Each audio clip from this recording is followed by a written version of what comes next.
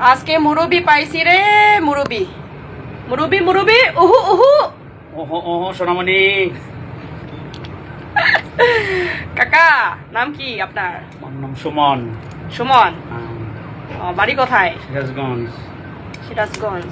কতদিন হয়েছে মালয়েশিয়াতে? 10 বছর। 10 বছর। হুম, বিয়ে করছে এখানে মালয়েশিয়াতে কাকা? না, বাংলাদেশে বউ আছে।